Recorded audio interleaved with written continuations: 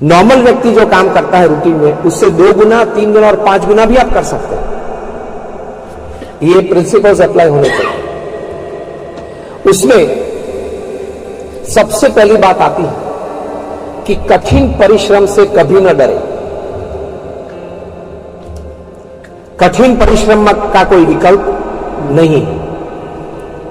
You cannot go at the top with an elevator, it is always a staircase, one step at a time. ये एक हकीकत है। तो पुरुषार्थ करना इस सृष्टि का एक नियम है। पशु पंखी में वे भी पुरुषार्थ करते हैं। तो भगवान ने और कुदरत ने ये जो निर्माण किया है, उसमें पुरुषार्थ सभी के लिए अपने अपने क्षेत्र में रखा है। हम मनुष्य तो हमारे पास खाने पीने की व्यवस्था तो पूरे साल की है, तो हम खाने पीने के लिए ज्यादा दौड़ते नहीं, तो हम पैसे ज्यादा बनाने के लिए या स्टेटस ज्यादा बनाने के लिए, प्रसिद्धि ज्यादा के लिए दौड़ते हैं। पशु पंखी में सुबह उठ के दौड़ते हैं अपना पेट भरने के लिए। अफ्रीका की जंगल में एक कहावत है, every morning when the sun rises the slowest deer has to run faster than the fastest lion to see the evening. वरना वो मर जाएगा, शिकार हो जाएगा उसका। And the slowest deer has to run faster and the slowest lion has to run faster than the slowest deer to see the evening, वरना वो भूखा मर जाएगा। फिर कंक्लूजन में क्या लिखा है, चाहे आप कुछ भी हो, शेर हो या हिरण हो, सुबह जब सूर्योदय होता है तो दौड़ना तो एवरीबडी हैज टू रन, शेर हो या हिरण।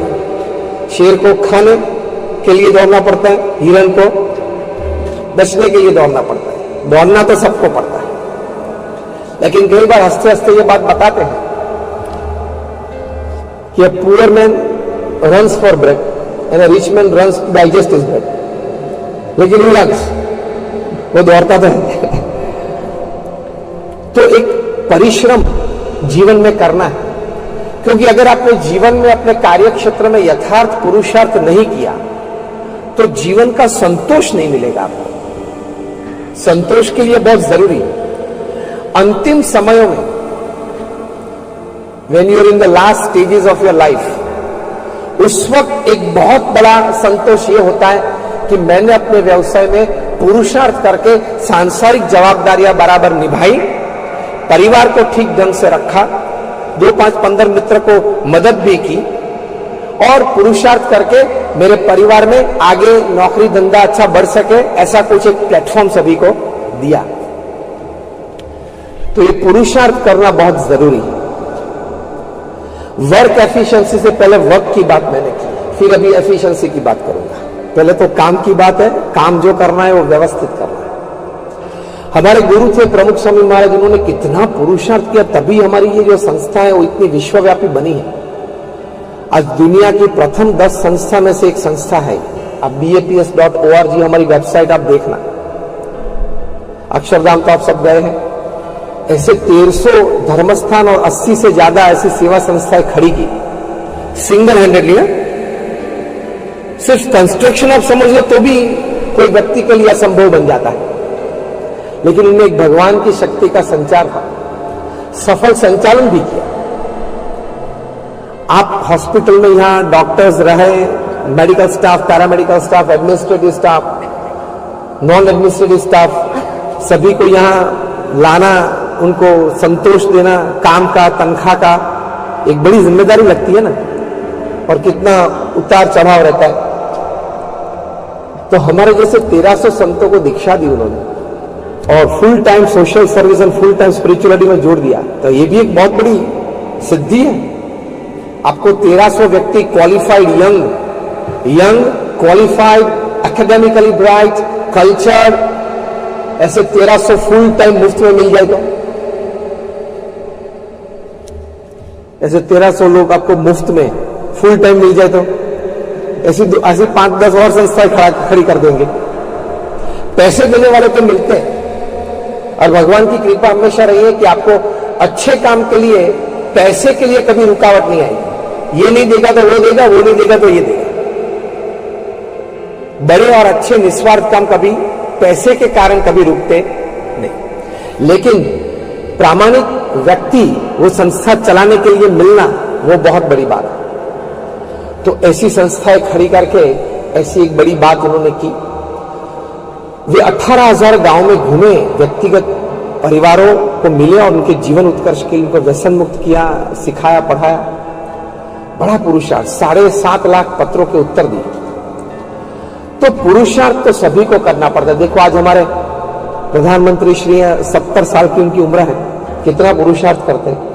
पुरुषार्थ में कोई उनके सामने उंगली उठा नहीं सकता है या ना। हम सभी को भगवान ने इतनी शक्ति दी है, उन्होंने वो शक्ति एक्सपोज की। हम भी अगर चाहे तो एक्सपोज कर सकते हैं। We can do it. सभी को भगवान ने इतनी शक्ति दी, तो कठिन परिश्रम करना, लेकिन एफिशिएंटली करना, वो क्या बात है। एफिशिएंटली बनना मतलब प्रैक्टिकली ये बात है, before starting your first work of the day, before touching your mobile in the morning.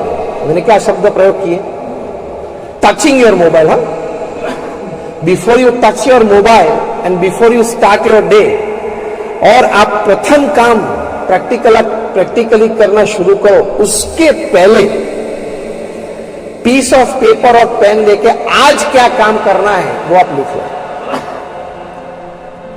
कितनी भी काम की अर्जेंसी हो, या 2-3 काम आपके मन में सुबह में 7, 7:30, 8 बजे आ गए, तो भी नहीं करना। पहले चिट्ठी बनाना, और उसमें जो भी आपको अनुकूल, हाफ एन आवर या 1 आवर का सिस्टम रखना। 8 to 8:30 इसमें ये 2 काम करने हैं, 8:30 to 9 में इसमें ये 3 फोन करने हैं। तो वो लिखना, लिखोगे तो I tell you the top management people they teach, बड़े बड़े मैनेजमेंट गुरुज हैं, Og Mandino, Ken Blanchard, Anthony Robbins, Jim Collins, ये सिखाते हैं कि अगर आपने चिट्ठी सुबह में नहीं बनाई कि आज इतना काम करना है, तो आपकी वर्क एफिशिएंसी नहीं आएगी। ये चिट्ठी सामने रहेगी तब को पता नहीं ये करना ही है, अभी 11 बज गए, ये फोन करना ही है, 11:30 बजे वहां जाना ही है, 12 बजे उसको मिलना ही है।